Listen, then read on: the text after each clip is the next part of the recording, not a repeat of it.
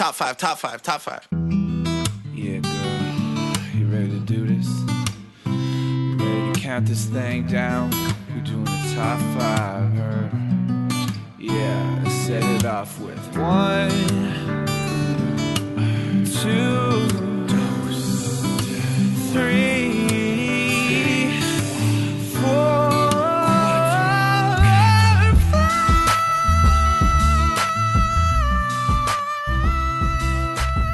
Hey everyone, welcome back to another episode of Ranked Top 5 List of Stuff That Don't Matter. I'm your host, Tung La, and we are freaking hyped up in here. We are ready to talk about some really interesting shit. History, times before humans, the Triassic era, I forget the rest of them. I swear I graduated in science. I know this. I took a whole class on dinosaurs, for God's sake, and I forgot everything. But hey, listen, we have experts in the pod cavern today that are much more, or maybe just as knowledgeable as I am on dinosaurs. We'll see how it goes. But my first guest I'd like to introduce is a fellow science major, a fellow dinosaur expert. They, their whole degree is in dinosaurs, I believe. And we have Bailey Eastwood. Hello. Hello. I mean, you could say that my degree is in dinosaurs in that dinosaurs have cells, and that's what I studied. I'm also an expert in making small, adorable dinosaurs out of polymer clay. So I'm definitely Can you do that? an expert. Really? Oh, okay. So you have some artistical, is that a word? Skills when it comes to dinosaurs. Yes. You can make them, you can draw them, you can mold them into what you want. Fantastic. Exactly. Yes. Bailey, can you introduce the next guest for me, please? Yes, I would love to introduce Kadi Diop, who I've learned has some connections to some incredible dinosaur experts, and is also just an all-around, just delightful human who I think has many insights to share on this topic. Kadi is back in the pod cavern, everyone. You missed her. She's here after her debut of talking about horses and knowing a lot about fictional horses. Now here today to talk about dinosaurs. So maybe there's a pattern. I'm not sure. Kadi, hello. Hello. You couldn't keep me away. It's way too much fun to evaluate and judge things. I love it. Great. I know you like to fact check everybody when it comes to this show, so I'm scared, but I hope I can be on your side this time around. Kadi, you said you have or at least Bailey alluded that you have a deep connection to dinosaurs. Can you let the audience know what that is? Yes. I have seen Jurassic Park twice. Wait, which one? There's so many of those. Oh, the first one. Okay. I was terrified the first time, and then was fortunate to watch it again in the past couple of weeks and realized that it was quite pleasurable. Now, you haven't seen any other Jurassic Parks ever? No, I'm a little scared. It's because it gets very, very loud. And that just makes me uncomfortable. So, I leave the dinosaurs are famously loud. So they are. Yeah, it's just super loud. And does your partner also, did I hear your partner is also super into dinosaurs too? She's the queen of dinosaurs. I feel like a bit of a hack here instead of her, but I'm going to try to make her proud today. Fantastic. Doing one for the family. Have it all. Exactly. We have it all on record here. So if you do well, I mean, what better way to immortalize your good takes than in this podcast here? Booyah. Kadi, can you introduce the very last guest here? Absolutely. So our next guest, they are part dinosaur. Give it up for Tefra Jemian. Are you part dinosaur, Tefra? I'm part dinosaur, but I thought that was a closely held family secret. I don't know how Kadi found out about it, and after this show, we might have to have a conversation. You might not hear from Kadi again, because dinosaur relatives, they get angry. Oh my God, that sounds frightful. So, you don't have to spill all the secrets here, but were you ever offered a part in Jurassic Park or Jurassic World ever? I was not, and my family has fully boycotted those films. I have never seen a Jurassic Park for that reason, because we were snubbed. Oh my God. Did you hear that, Chris Pratt? If you're listening, of course he's listening. This is the biggest show of all time. Chris Pratt, if you're listening, give Teffer and their family a part in your movie. Come on, just throw a little bit of a bone. Won't cost you much. We have a fantastic show ahead of us because today we are talking about dinosaurs. And I mean, I think let's come up with some ground rules first of all. And actually before that, maybe I introduced everyone in this chat here or in this group a bunch of different topics, but the one that seemed to edge out the rest of them were dinosaurs. Can you give me the reason why you chose dinosaurs today for our top 5? Because they're great. Okay, yeah. Well, I mean, you studied dinosaurs. Teffer's part dinosaur, and Caddy's partner is in love with a dinosaur, or in love with a bunch of dinosaurs, I guess. Yeah. I did not mean to call you a dinosaur, Caddy. You know what? After the research that I've done, I would say, is that a bad thing? You know? You know what? That's very accurate. And I would say, I mean, at least for me, I did a ton of Wikipediaing. Let me tell you what. Let's come up with some ground rules of what constitutes a dinosaur. All right, because this seems like it's obvious off the top, but Bailey was talking about this before the show or before we hit record here, but some dinosaurs that we totally thought were dinosaurs, maybe from Jurassic Park or Land Before Time or that movie Dinosaurs, that animated one, totally are not dinosaurs. How did that make you feel, Bailey? I felt shocked and betrayed by the world that I thought I knew. By science. I'm still not over it. I cannot believe that pterodactyl is not a dinosaur. I'm very upset. I need some time to process. I don't like that either because that was going to be my first nomination. I guess that's a spoilers, but it doesn't count. So I think for the ground rules is what we'll try to do as dinosaur experts, of course, is we are under the assumption that what we are nominating are actually dinosaurs. But if someone says, no, that's totally not a dinosaur, someone actually did the research, did more research than the other person and discovered it wasn't a dinosaur, then we would have to disqualify it from the list, unfortunately. Sound fair? Yeah, I would propose that we consider anything in the clade Dinosauria and not anything not in that clade. Right, yeah. That sounds fair, yeah. The definition of dinosaurs, if you will, I have it pulled up in front of me. Dinosaurs are a diverse group of reptiles of the clade Dinosauria. They first appeared during the Triassic period between 243 and 233.23 million years ago, although the exact origin and timing of the evolution of dinosaurs is the subject of active research. So, yeah. And there's another thing that I learned when looking into dinosaurs is there is no swimming dinosaurs. Like there's no marine dinosaurs. Jurassic Park is a lie. They completely threw a curveball to me. How did that make you all feel when you learned that? Or maybe this is the first time you learned it. I'm rather upset. I think that all the cool aquatic creatures of that era should count. I mean, they're so neat and they explain all the weirdos that live in the sea now. And it's really frustrating because I think I also grew up with do you remember Beniki the dragon, that pink dragon with like green fins that a little boy used to ride in the ocean? It was a cartoon when I was young. I am aging myself. I may be a dinosaur. Okay. But yeah, I was looking at all those things and I was super excited to talk about them. But they are not dinosaurs. It's offensive. I think it's offensive. Take that, science. Okay. Hot take right off the top. It is offensive. And honestly, frankly, some of these flying dinosaurs and some of these marine dinosaurs, quote unquote, that don't exist, like it cut my list into like 3/4. Like it was like way smaller because they're not actually dinosaurs. Taffer, did this affect you at all? I mean, as may have been revealed by me shouting far too loudly for a podcast when Bailey said pterodactyls are not dinosaurs earlier, I'm shook. And I'm making some adjustments to my list on the fly. I have to confess that I don't know shit about dinosaurs, and I got voted down for this topic, so I'm way out of my depth. I'm not used to being way out of my depth, and this is going to be really interesting.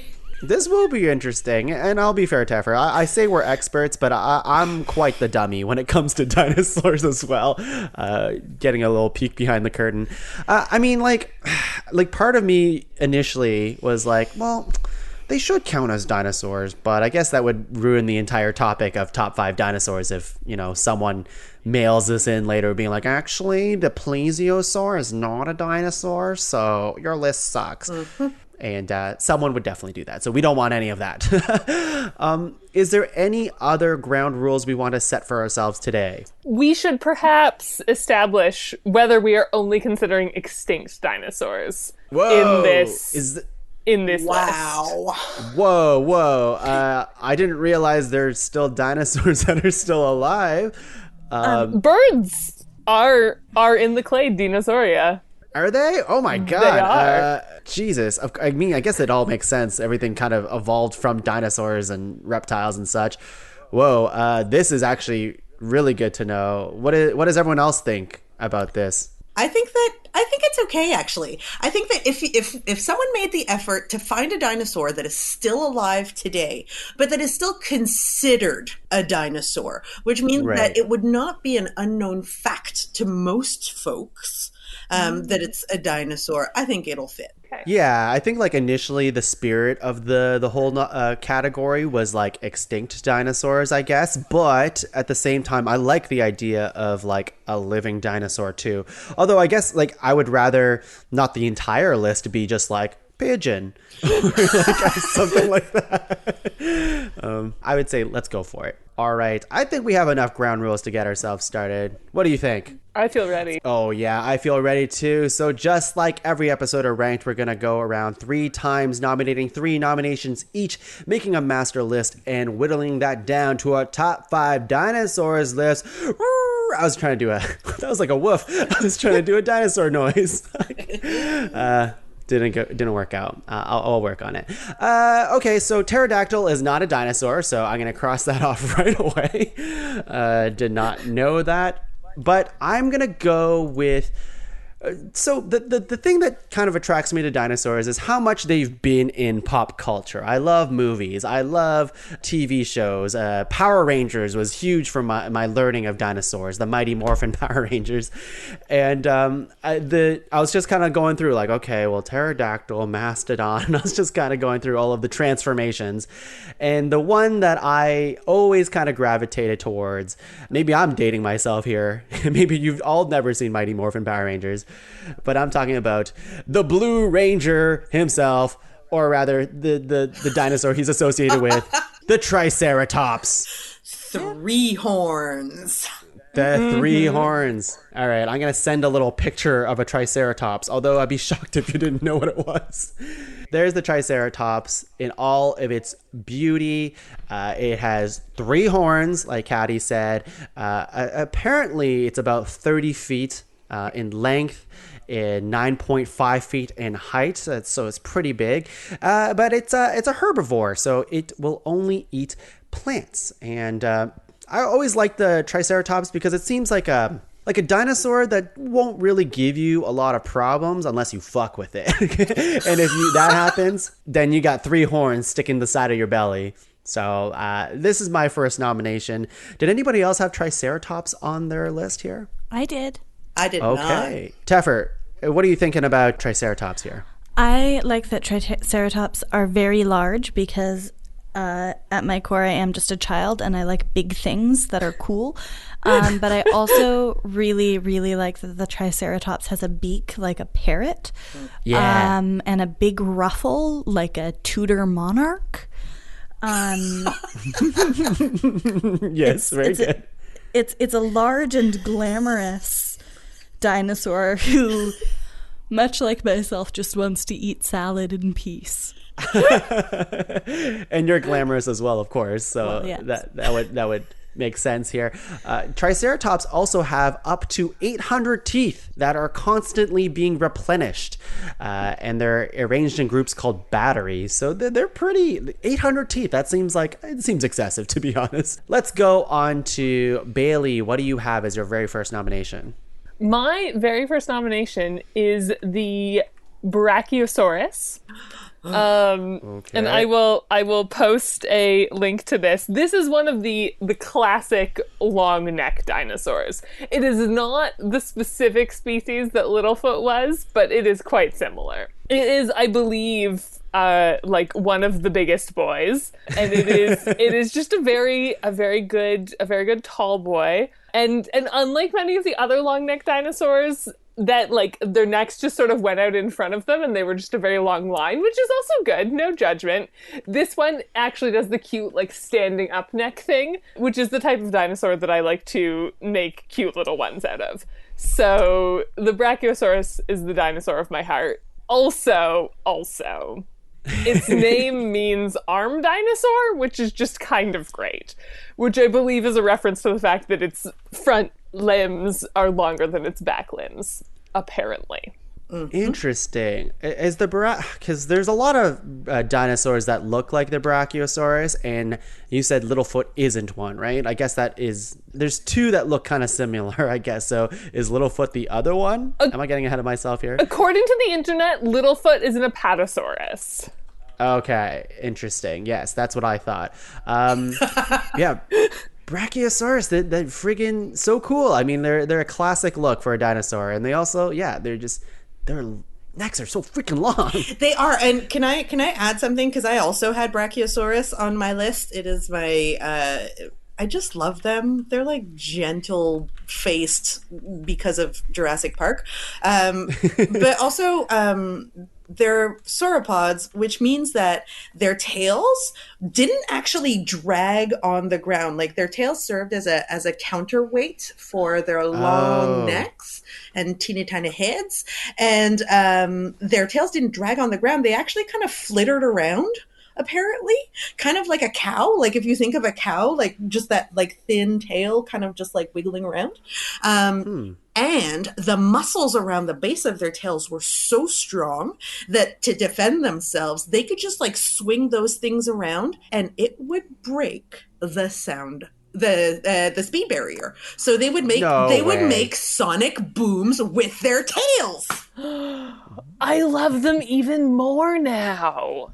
Whoa, so they could like really mess someone up if they're like, a predator was after it, I guess, right? Heck yes. That's pretty badass. I always thought they were kind of like my classification as stoner dinosaurs, where they're kind of just like eating plants and just not giving a fuck, kind of roaming slowly around the land. But sonic booms, that's no joke. No joke at all. Caddy, your very first nomination here. What is it? All right. My first nomination is the Ankylosaurus. So I'm going to drop a link here for y'all. One little second.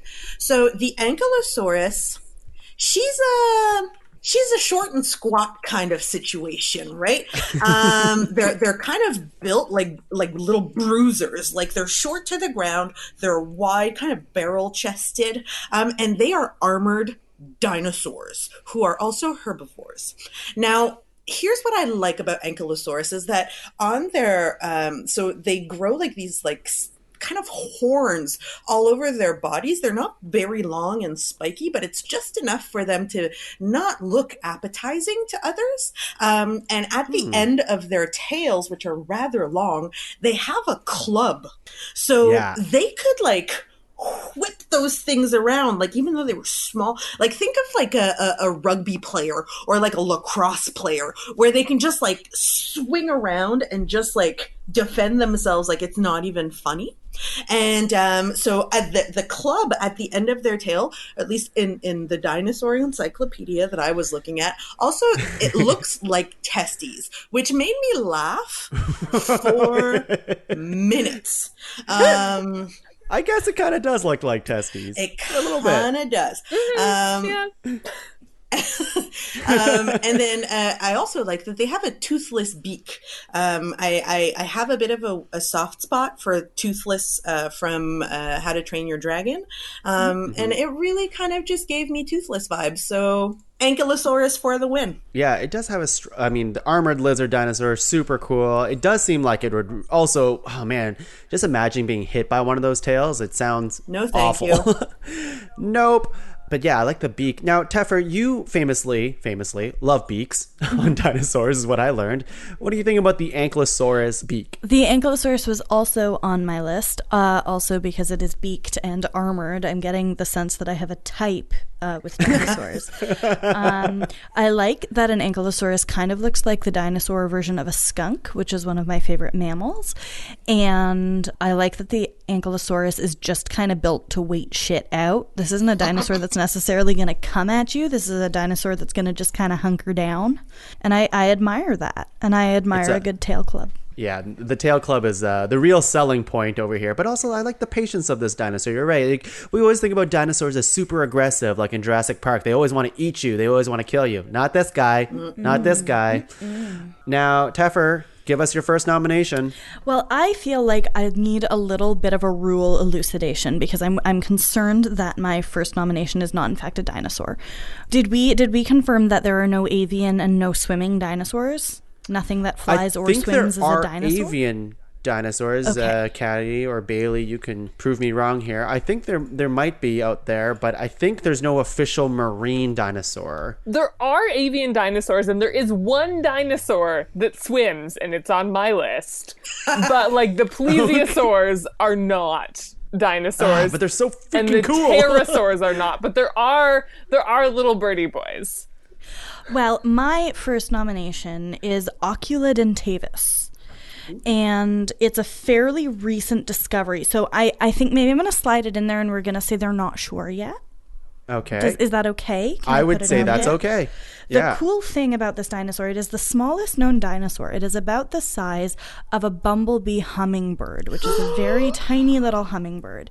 It looks kind of like a hummingbird, but with big dinosaur teeth jaws. And it was discovered in a lump of Burmese amber that was 99 million years old, found in the deposits of the Hukong Basin in Kachin State in northern Myanmar.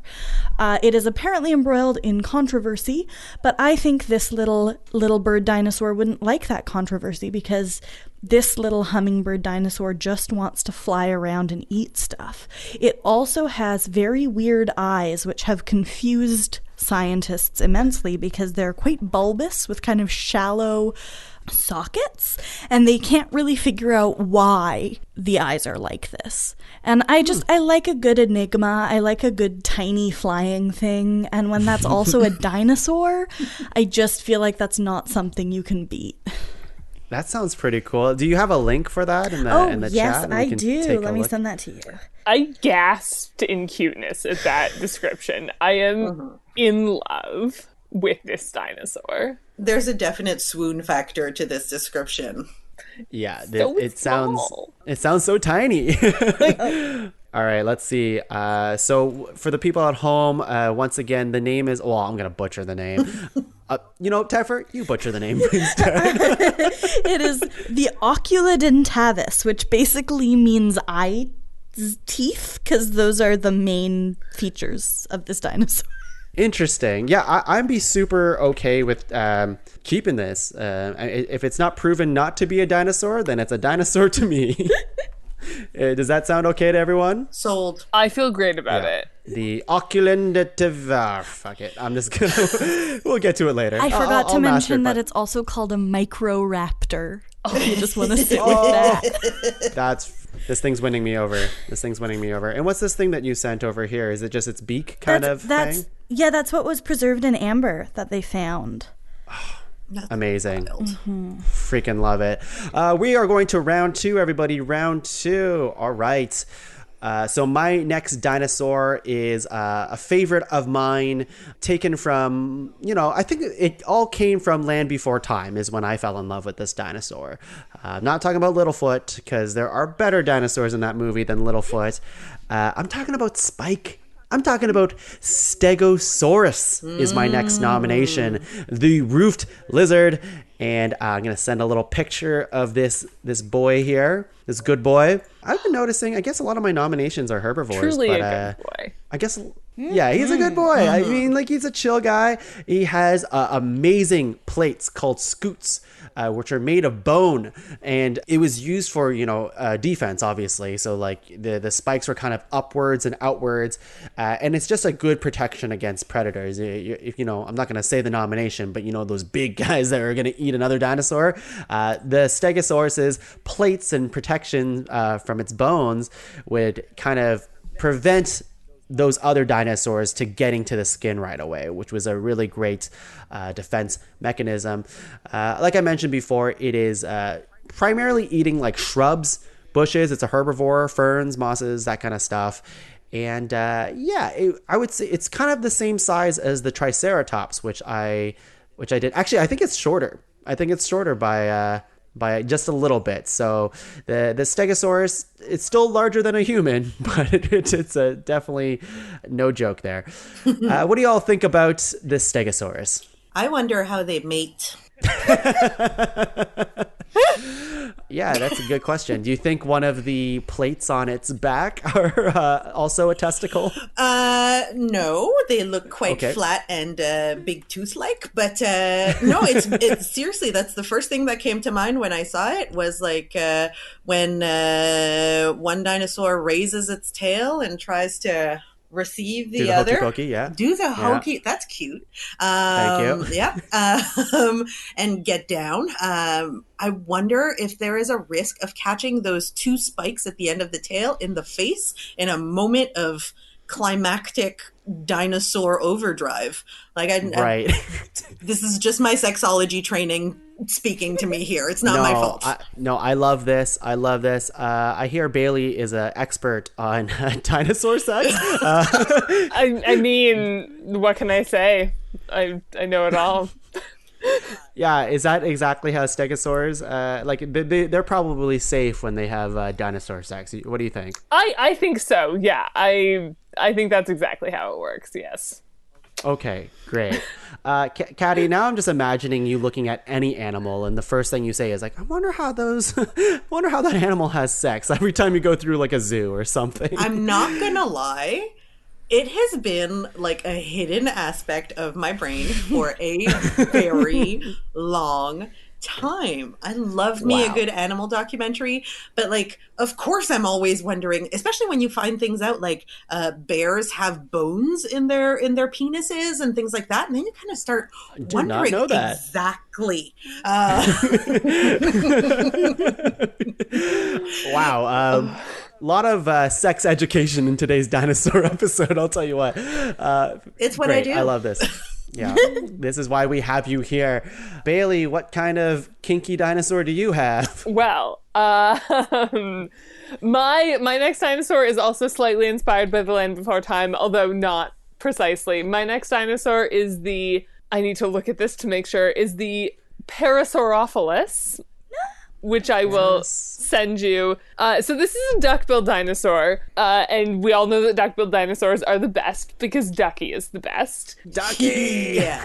But specifically, this is the one with the super long, backwards, cresty horn thing, which is fantastic. And what is especially fantastic is that they used that, we believe, for both communication and for thermoregulation. They did not use it as a snorkel, as some people thought, and I do not believe that they used it for sex. That you know of.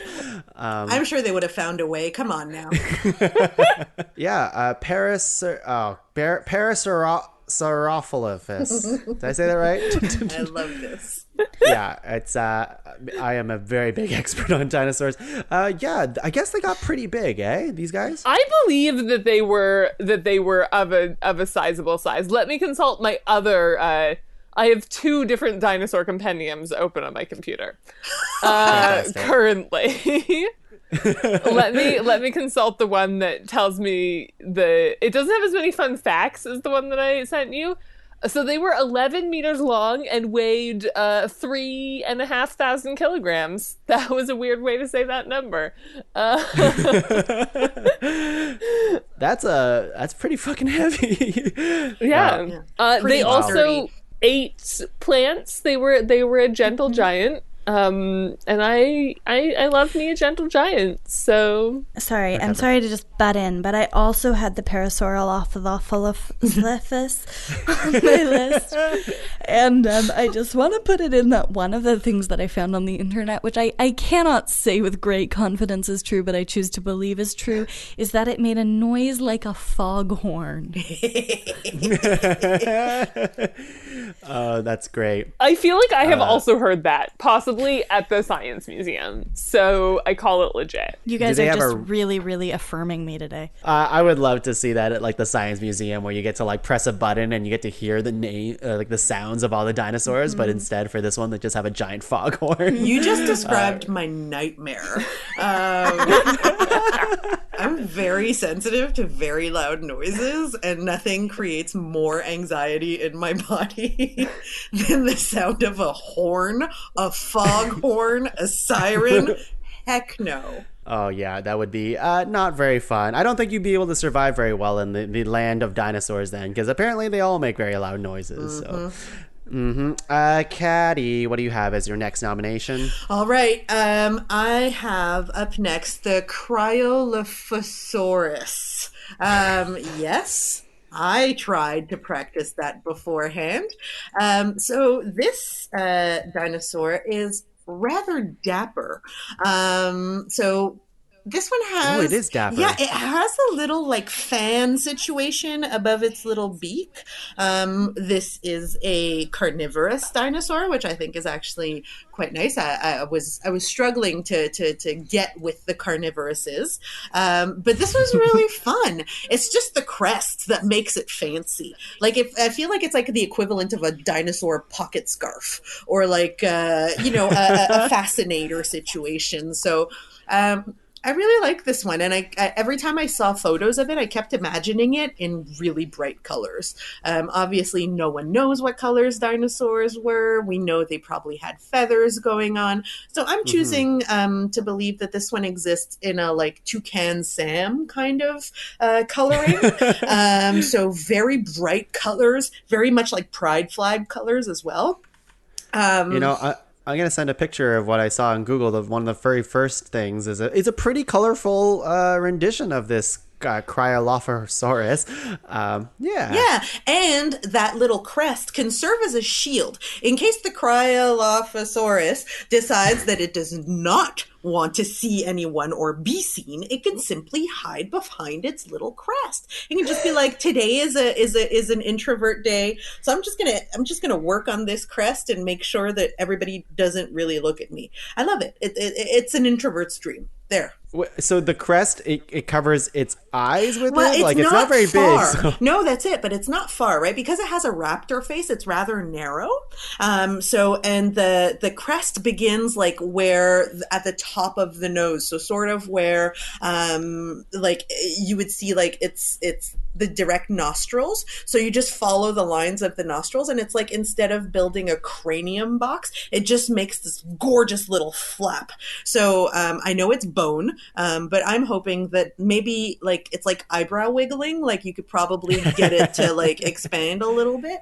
But hey, let a dinosaur kinesiologist tell me that they can't do it, and I will believe them. There you go. Yeah, I think that flap is really carries this dinosaur, making it pretty unique. It's very fashionable. Teffer, what do you have? All right. I'm really getting to the bottom of my list now. You all had some good ones, but what I have here for you is, I'm gonna try to pronounce this. Sorry, like preparing myself here. The Therizinosaurus. That doesn't sound real. If it's not, I am so willing to accept that it might not be real. I found it kind of scratching through the internet, and it's as you can see from the picture. No, we're taking it. It's too perfect. Really made for scratching. This dinosaur has talons, and we have been talking about how dinosaurs are birds.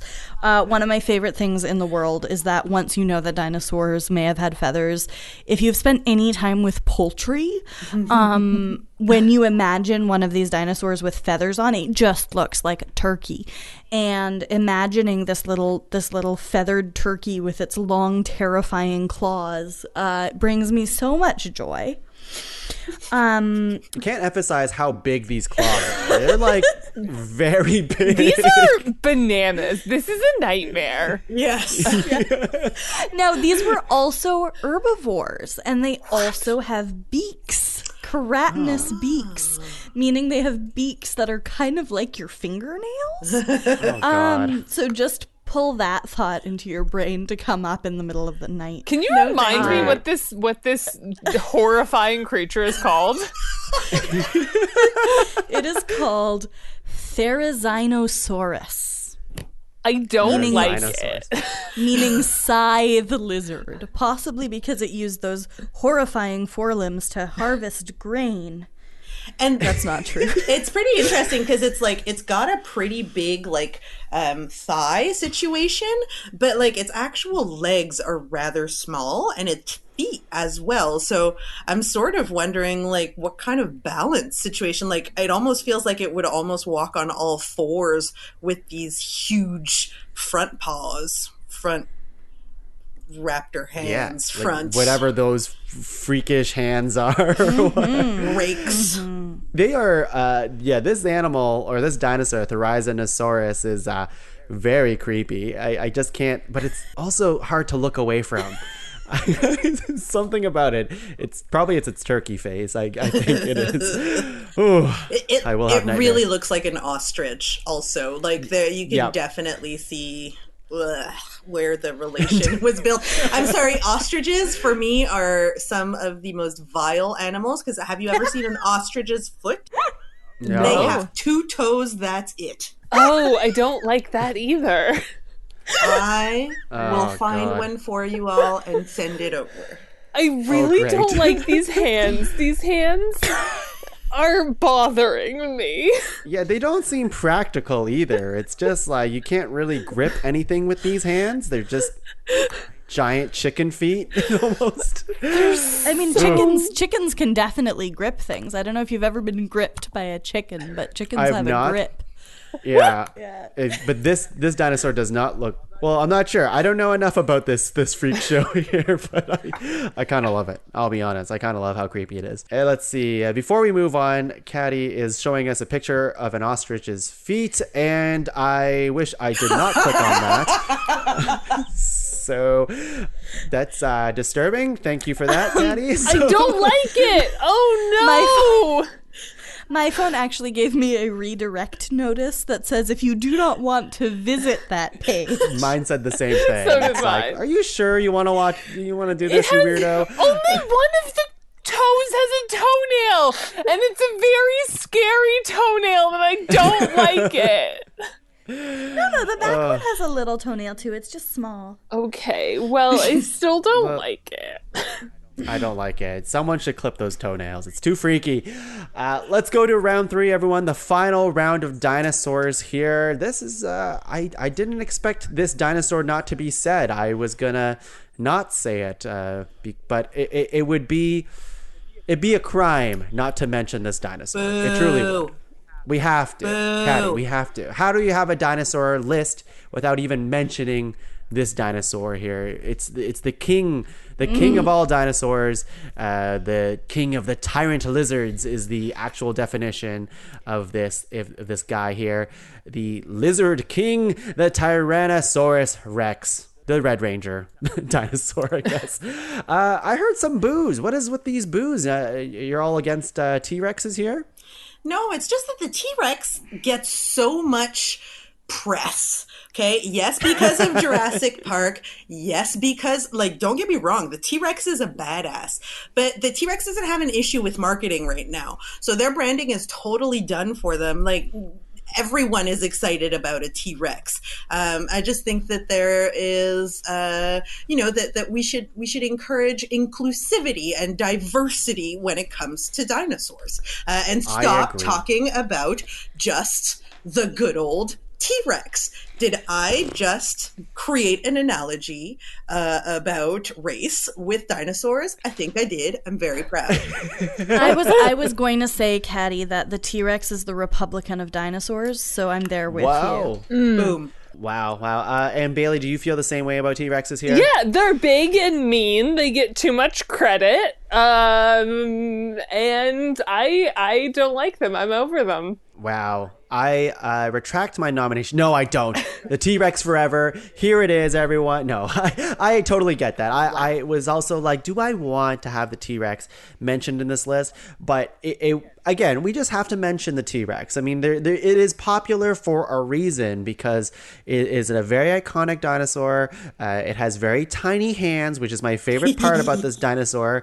I mean, Rex from Toy Story kind of makes the T-Rex, gives it a boost in my mind. Yeah, I'd forgotten about Rex. I'm winning you back here. But T-Rexes are kind of dicks. Let's be real here. They're about 20 feet tall. They weigh a lot. I think, who was it who said a dinosaur weighed 3,000 kilograms? This one weighs 8,000 kilograms, so a lot more than that. It will eat meat only, so it loves to eat the Triceratops. So my very first nomination here. Very strong legs, definitely works out. And yeah, the teeth of this T-Rex is just, it's nuts. Like it will just chew right through you, but it's also relentless because it will chase you down like nobody's business as well. But if you're bored of the T-Rex, then we wouldn't have Jurassic Park. We wouldn't have Jurassic World. We wouldn't have any other dinosaur movie, I don't think. I tend to disagree. All Because, right. well, because after the T-Rex, right, they discovered the Giganotosaurus, which is a bigger version of the T-Rex, which is even more interesting because then you really want to understand how this huge thing with teeny tiny arms and a very, very small brain was able to do so much damage but have such a, like, no one knows about it. Right. So that's maybe that's why I'm a bit ho-hum with the T-Rex. Like, there's bigger. So it's not big enough, but the hands are not tiny enough, maybe, is where we're at, Caddy. Fair. With this. Yeah. Okay, fair enough.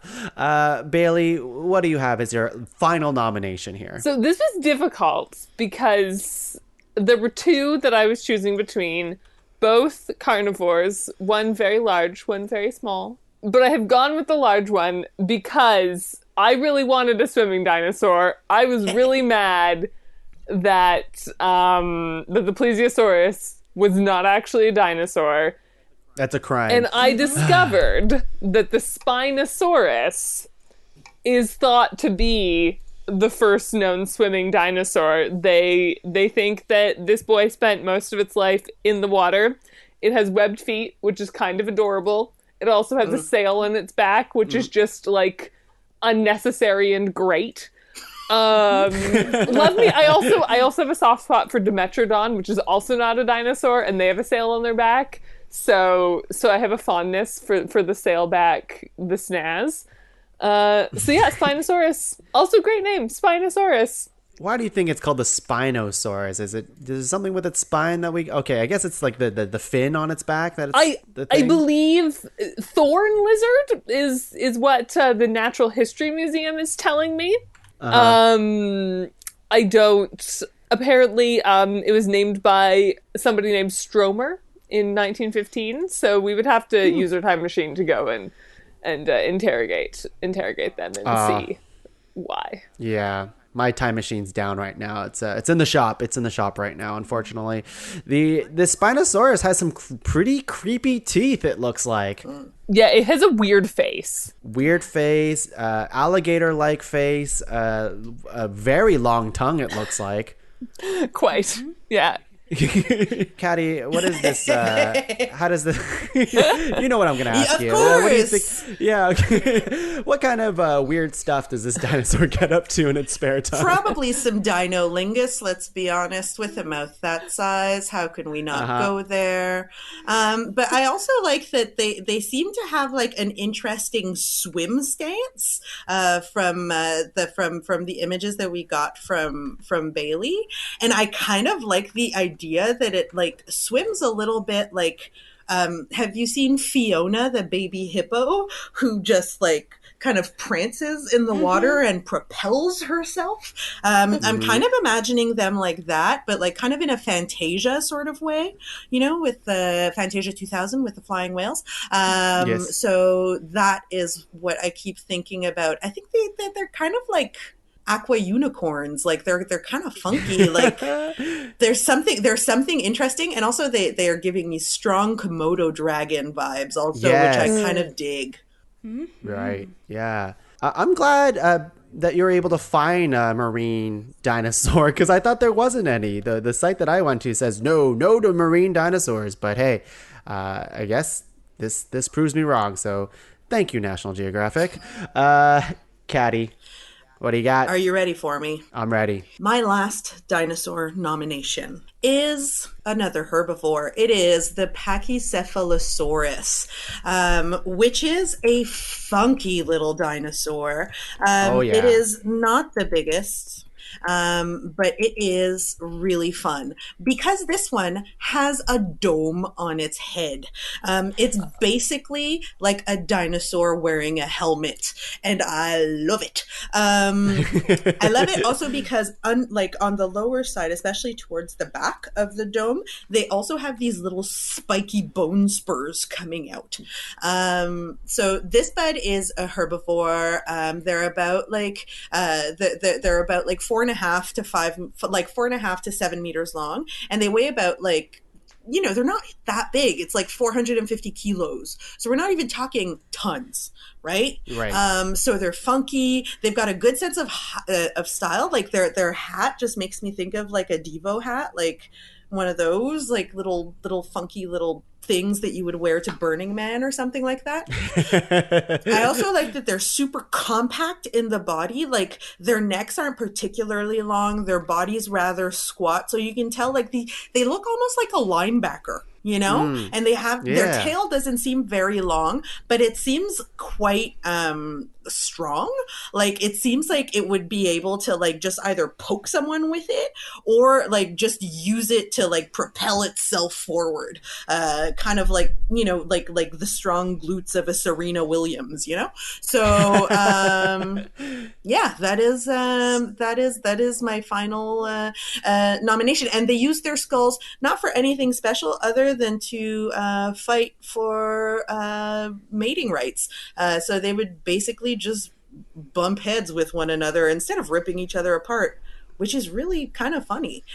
Maybe because I grew up with a lot of older siblings who like to bang our heads together, but it speaks to me. You fought with your siblings by banging each other's heads, like headbutting each other? Yeah, Cocoa Bunts. Like when one oldest sibling grabs the head of two younger siblings and bangs them together so that they can get away before anyone can scream out for mom or dad. Wow, I thought that only happened in sitcoms. Wow. Teffer, how do you feel about, okay, if I were to transform you, give you the head of a Pachycephalosaurus for a day, how would you use this power? Well, I would feel fabulous, first of all. I have to admit the Pachycephalosaurus was also on my list because of its very fancy hat. I would probably also just go around and headbutt stuff because nobody would be able to identify me once my dinosaur head went away. That's true. That's a really good point.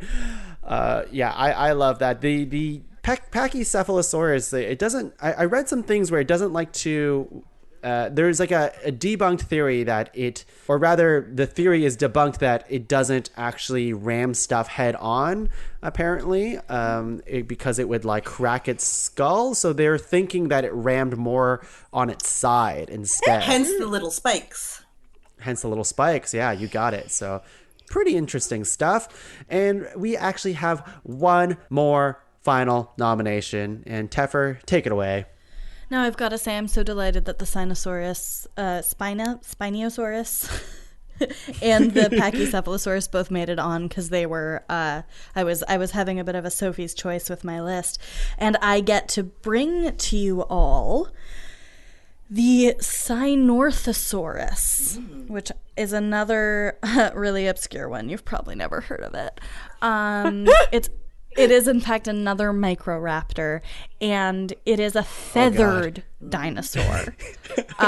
Fairly recently discovered within the last like 50 years or so. And yeah, it had feathers, it had down feathers and regular feathers. It's one of the links between dinosaurs becoming birds. The feathers varied in color based on the season and probably sex of the dinosaurs, much like birds. And the thing that I find absolutely delightful about the Sinorthosaurus is that it was a venomous dinosaur. And there are not many venomous dinosaurs. It's one of the only known venomous dinosaurs, presumed venomous because it has channels in its jaw similar to the venom channels that you find in snakes and other venomous creatures. Whoa, very cool. It's also, if you look at it, just fabulous. It's a cute little dinosaur. It's got some bright colors. It's a kind of a medium small dinosaur, about 3 feet long. So kind of like an eagle size, really. It's sort of familiar. It's an accessible dinosaur, if you will, and also the people's dinosaur. It's the people's dinosaur, and it's really damn cute.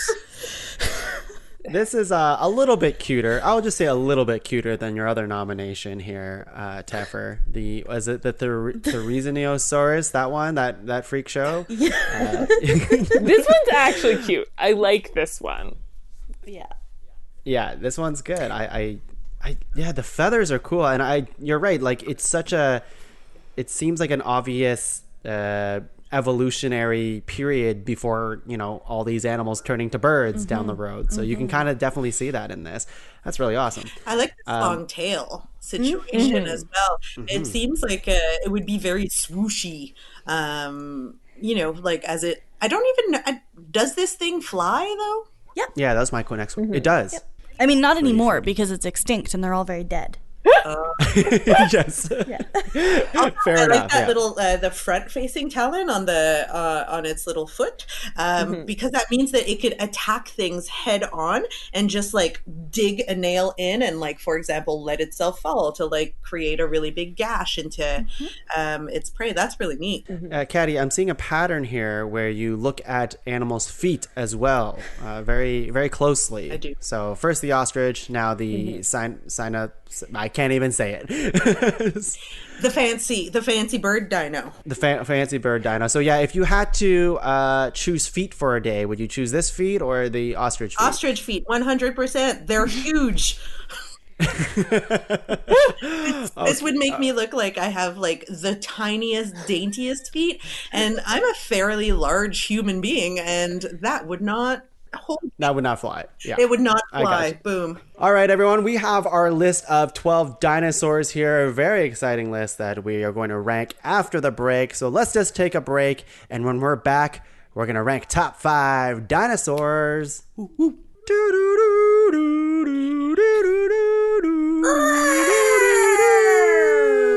Oh my God, by George! Oh my, it's beautiful. It's the most beautiful creature I've ever seen. Isn't it? It's gloriously big. Oh, but how would it floss its massive teeth? I'm just not sure.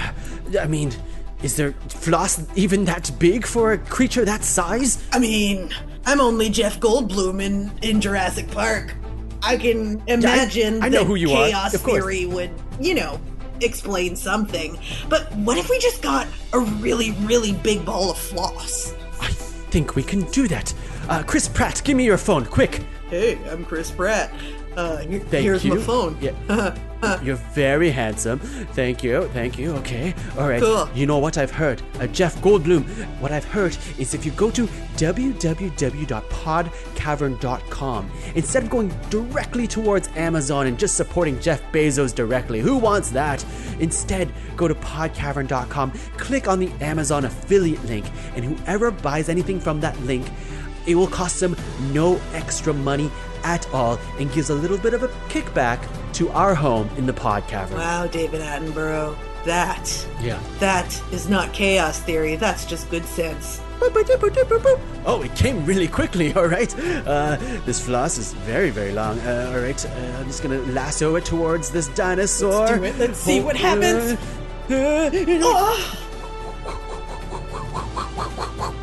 That's some great lassoing skills. Oh, it's me, the dinosaur. Thanks for that. Oh, my teeth were really shitty. This is great. Oh, we're always happy to help. Nothing ever bad happened in Jurassic Park. There Wink to the you camera.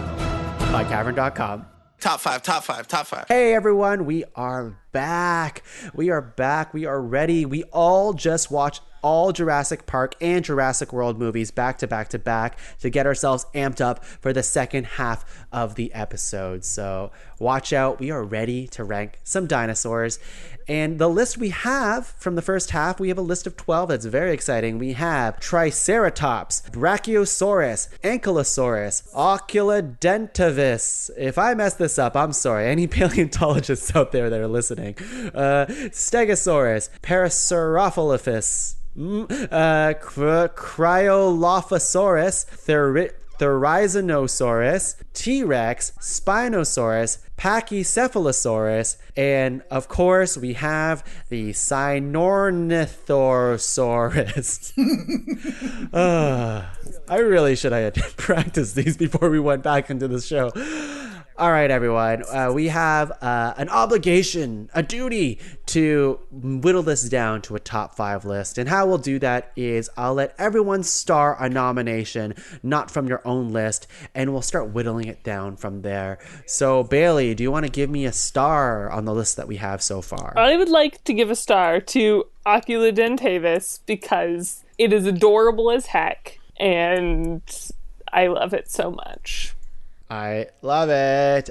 Caddy, you want to give it a star? Anything at all, except for your own. I'm going to give a star to my fave, the Brachiosaurus. Oh, yeah. Hell yeah. Teffer. I would like to give a star to Triceratops. And I want to give a star to Pachycephalosaurus. That head is, it's a beautiful thing. It's a beautiful thing. I want one, truly.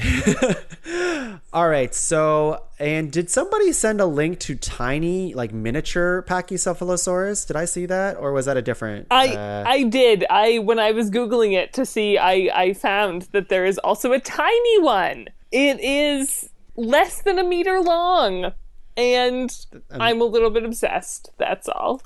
Oh, that's very cute. Okay, we got a star. Or no, you know what? At this time, let's just, we'll go open floor here. At this time, we can start, just giving stars to our own nominations and really fighting for the ones that we want. And then we'll figure out which ones we don't want in the final 5. Let's do it. So what are y'all thinking here? I would like to make sure that we do not forget the Ankylosaurus, our bruiser type of the day. Yep. All right. I'm going to give that a star. I'm going to give this a star. And I know this won't get a lot of love here in this, especially in this group, but we cannot proceed further without at least having the discussion of why the T-Rex doesn't belong on the list. I was gonna boo you, but with that phrasing, I'll hold off. Okay, yes, thank you. I feel glad that you're comfortable enough in our friendship that you can boo me. Listen, it's no holds barred. Yes, of course. At this time, I want us to basically not be friends by the end of the show. We'll see how this goes. Teffer, what are you thinking here? I mean, first of all, I agree that the T-Rex does warrant a conversation, so I will put that in there. Thank you. Save your booze for later. In terms of my own list, I'm aware that they're all weird, obscure dinosaurs, but I do think we have to give Sinornithosaurus a little shout out for being venomous and having feathers. Ooh, yes, that's true. What we have starred so far is Triceratops, T-Rex, Brachiosaurus, Ankylosaurus, Pachycephalosaurus. Can somebody else say this other name for me? Oculodentavis? Is that it? Crushed it. I'm basically Ross Geller. And I'm gonna fuck this one up. That one wasn't starred. It was Sinornithosaurus. So that's 7 starred. Is there anything else on this list that warrants a star? I would like to advocate for the Parasaurophilus because, like, that crest, though. Also, foghorn dinosaur. Also, Ducky. Are you going to say no to Ducky? Yes. Or, I'm sorry, as Ducky would say, yup, yup, yup. Okay, well, speaking of Ducky, like, how do you have a Ducky starred but not a Stegosaur starred on this list? But we already have long necks and 3 horns. Like, I feel like that's enough Land Before Time for me, but that's... Is that too much Land Before Time? Is that the line? Yes, for me. I feel like Okay. I'm always siding with Tung, but I have to agree that the Stegosaurus is a classic, and it's one of the few classic dinosaurs that isn't, I don't know, not a dinosaur. So You know what? I'm going to at least take it for a star. And if it turns out it's off the list, I just feel like we need more conversation around the Stegosaurs. All right, so the ones that are not starred, which is basically our whole list is starred, but the ones that are not starred are the Spinosaurus, the Cryolophosaurus. Yeah, I'm going to go with that. And the Therizinosaurus. Whew, this is tough on me. Do any of these guys belong on our list? Nah, we're all right. Yeah. I'm delighted to say goodbye to Mr. Terrifying Hands. Oh, yeah. I will admit I'm having pangs about the Spinosaurus only because it is the only aquatic dinosaur. True. But I do understand that we have to make cuts somewhere. How about, I mean, the freaky dinosaur is what it's henceforth named, the Therizinosaurus, the weird ostrich meld turkey thing. Are you sad to see it go? Oh no, I think that's horrified us long enough. Okay, great. I'm looking at one last picture of it, and yep, it has to go. All right, so we're going to get rid of Spinosaurus, Cryolophosaurus, and Therizinosaurus. We have Triceratops, Stegosaurus, T-Rex, Brachiosaurus, Parasaurolophus, Ankylosaurus, Pachycephalosaurus, Oculodentavis, and Sinornithosaurus. Ooh, that's 9 starred. That's basically your entire list. We really got to whittle this down over here. So what is everyone thinking here? I would recommend that we start with the T-Rex conversation. I feel like... We're doing that? I feel like Yeah. I think the T-Rex, while noble, while important, and often while the introduction into the dinosaur world, it's the Republican of dinosaurs. Thank you, Teffer, for saying that. I think it's just like, it's the dinosaur everyone's seen. We all know we'd be terrified of it if it really existed. It also makes a terrible sound in Jurassic Park that just sounds like sheet metal being ripped apart really loudly. Like, Would you rather hear a foghorn instead? It is not this or that. Like, this is not how we're playing this game. Okay. I really don't love that the T-Rex is Republican territory, I guess. I don't know when this shift happened. I guess as a young man or young little boy myself watching Jurassic Park and Toy Story, I guess like basically any cool dinosaur thing that I've ever encountered was always like, yeah, T-Rexes are the coolest ones. So I guess that's kind of been like ingrained in myself because they are the ones that will eat you right away. They are the most devastating. They are the king of the lizards, as it's actually named. So yeah, but Tom, I have a hard time. Why Yes? be a follower? Yes. You know, why fall into the dinosaur centrist, the T-Rex centric mentality? Why not allow yourself to get off the beaten path and explore a little bit what happens if we raise up a lesser known dinosaur into an incredible position of power? Right, like the Brachiosaurus, which has never been known before. Tongue? Our friendship is almost over. Caddy, may I just, why have we decided that the coolest dinosaur is just the one that can do the most murder? I say nay to that. It's only famous because it's really good at doing murder, which, like, it's so good murdering. Is not a value that I would like to instill in the children. Now, it's the go ahead. Sorry. I would like. No, please. I just want to make 2 points about the T-Rex, and I'm going to be very centrist about this. My first point to make is that sure, the T-Rex is the king of the lizards, but how do we really feel about monarchy these days? But the second point I would like to make is the T-Rex's teeny tiny little arms. Thank you. That was my last point I was going to make, Teffer. Very good. So you're hired. So what about the T-Rex's little arm? Like, I mean, this is a dinosaur that if it used a bathroom would not be able to wipe its butt. Why would we keep it around then? Like, I mean, it can't do anything with its little arms other than grip things that are very, very close to itself. Maybe clutch its little pearls or like hold on to a tiny little purse. But other than that, those arms are kind of useless, right? Caddy, I invite you to kind of dive into your imagination here, where you have two T-Rexes that can only fight with their arms, and they're kind of slapping each other at the same time, just slapping each other's hands. Tell me that's not comical. It's not comical. It's like, it would be like watching two burly, drunken, like massive humans posturing outside of a club on a popular street, like where you hang out when you're 19. Like, it's like, okay, I would watch for a minute and then I'd be like, oh, my friend is throwing up, let me hold their hair. So like, not the thing that captivates my attention the most. I personally feel that it would not so much be like two drunk buffoons posturing on the sidewalk outside the club as it would be like watching two drunk buffoons outside the club get into a little slap fight, which I posit would actually be extremely entertaining. Thank you. Yes, Teffer's making fantastic points tonight. No, I definitely see your point, Caddy. I also don't want to go with the most obvious choice. In fact, I would never argue for T-Rex to be number one. It's just, I feel like the conversation had to be at least had.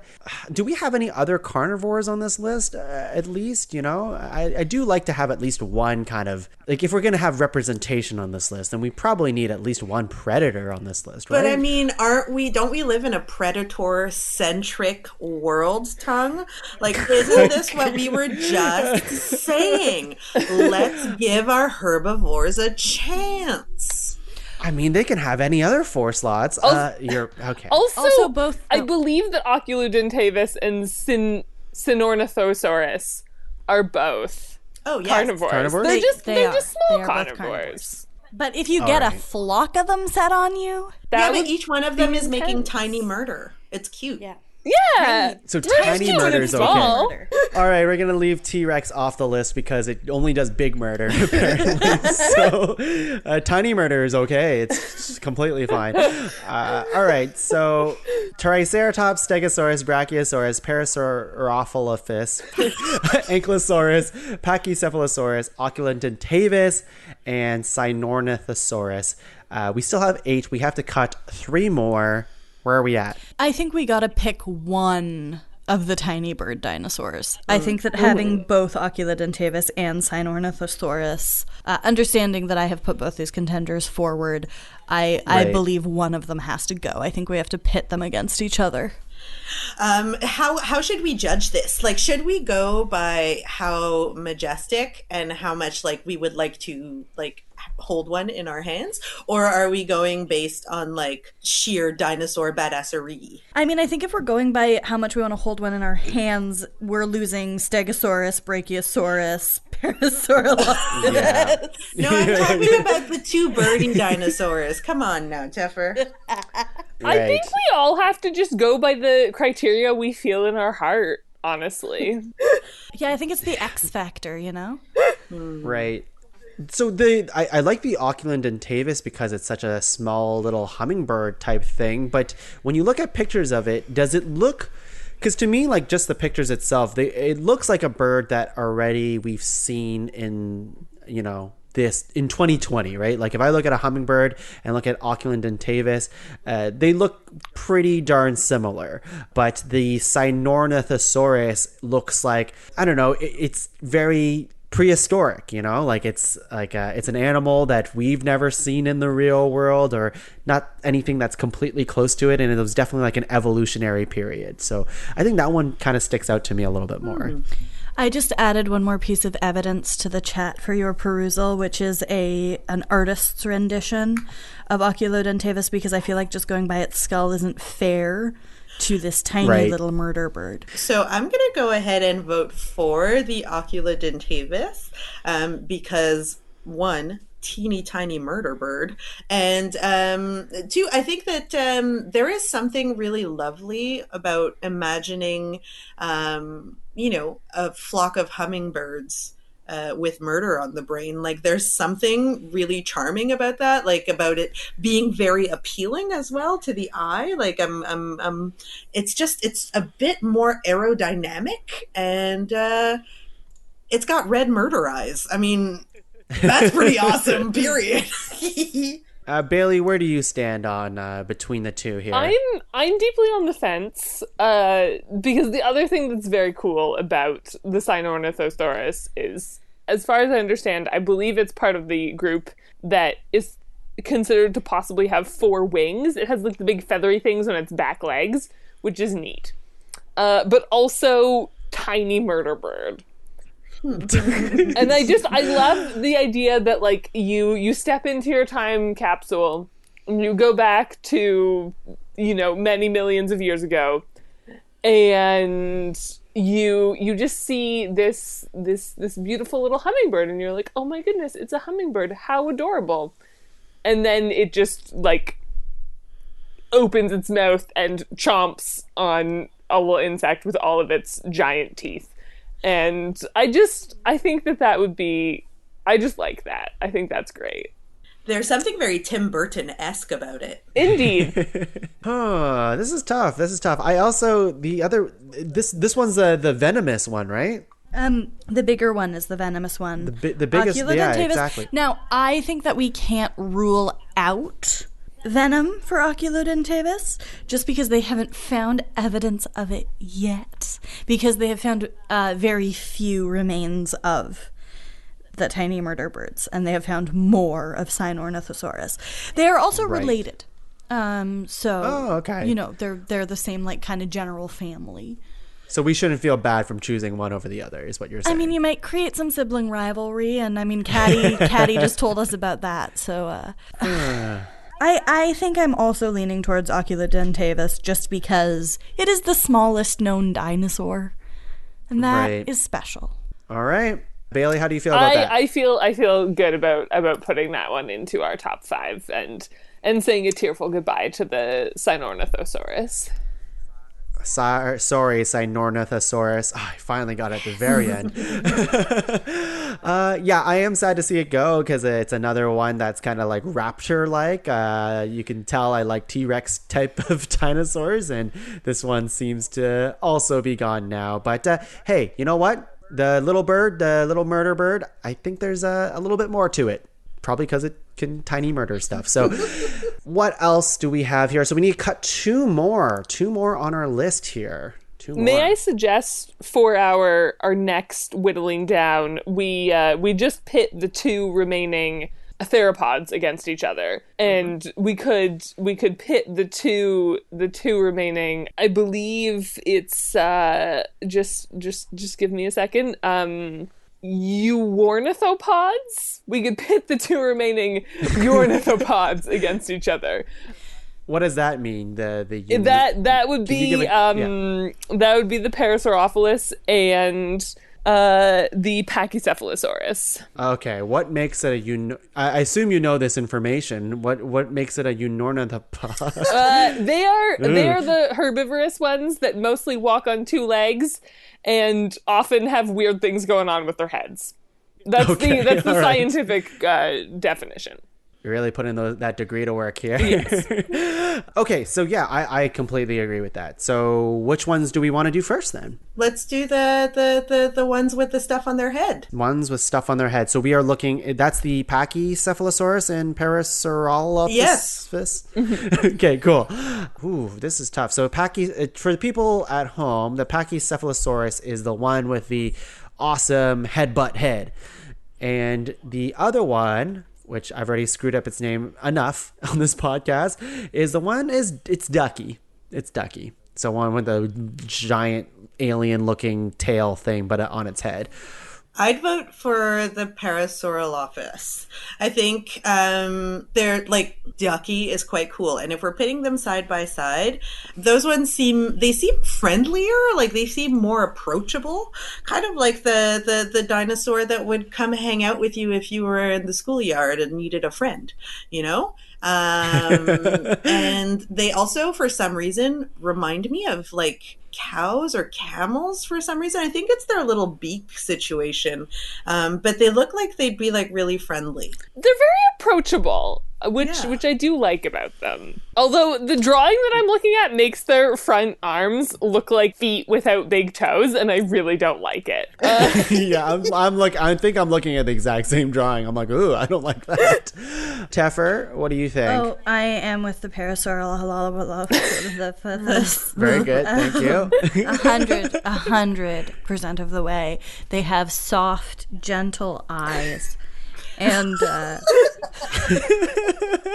and they have nice heads, and they make foghorn sounds. And I just imagine that it would be very peaceful to rest among a herd of Parasaurolophus and just hang out with them. I bet they like to eat like nice succulent river grass. I bet they're really chill. You know, they're nice. Here. And I'm going to give you a cartoon rendition of the Pachycephalosaurus here, which is not exactly fair because it makes this eye to be very adorable. I changed my vote. Cute though. This looks like my toddler. It also does still kind of look like a bald old man, which was like the vibe I was getting from the other drawings, but this makes it look like a cuter bald old man. Some of us are into bald old men. Which is totally cool. I think it reminds me of in The Name of the Rose there, of like the monks, like Gregorian monks and their haircut, where like the top is completely shaved and they have just this ring of hair around them. Yeah, it looks like a tonsure. Yeah. So I'm not sure if that changes anyone's mind here, but it's a very cute drawing that I sent over. I have to confess, I'm actively looking for a cute drawing of a Parasaurolophus, and I can't because they all look weird.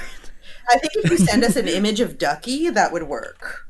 No one can resist Ducky. It's the big feet. I'm going to send a picture of Ducky here. So here we go. There are some cute ones. Ducky. If you search cute Parasaurolophus, you can get some cute ones. I have to confess that Ducky is my least favorite character on Land Before Time. I'm sorry, what? What? Yes. The drama is finally out. Teffer is ready to fight. And I just got kicked off the show. Ducky is irritating. I don't like. Yep. I don't like.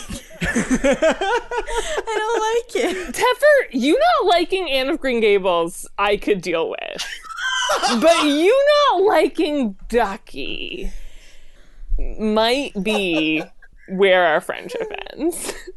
Oh boy. Bye-bye. Also, I just posted a very cute picture of a Parasaurolophus.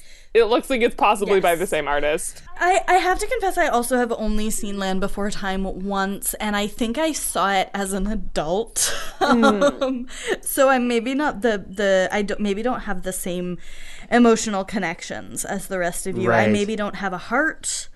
It's possible. I just like the pterodactyl, and I wasn't allowed to talk about pterodactyl. Honestly, pterodactyl would have been awesome. We need to have a top 5 non-dinosaur dinosaurs. Honestly, that might actually have to be a topic. Prehistoric animals that aren't dinosaurs. I'm ready. Yeah, we can do that. We can do that. This other cute drawing that you sent, Bailey, very, very cute as well. It definitely has like a similar eye. I don't know. I mean, I'm pretty easy on either or. I think if I had to give an edge, it'd probably be the Pachycephalosaurus. I think there's a little bit more interesting things going on with it, with its headbutt head. But I'm pretty easy when it comes to, I guess, I'll be fine with either two. I found out recently. Now, this might seem like a bit of a deviation, but I promise it comes back. I found out recently that giraffes, the little thingies that giraffes have on their heads, were prehistoric antler holders. Now, I think we can say that the crest of the Parasaurolophus looks a lot like the top of a giraffe head. And I think that if you imagine that perhaps an ancient Parasaurolophus had an antler on top of this crest, a clear winner would emerge. And that clear winner would be... Everybody likes antlers, Tongue. Everybody. I apologize. Of course. With that said, does everyone else like antlers in this room here? I'm in support. They're both good. They both have weird heads. They both are cute cartoons, but who can argue with antlers? Yeah, but the other one has spikes on its head. Yeah, spikes are overrated. That's true.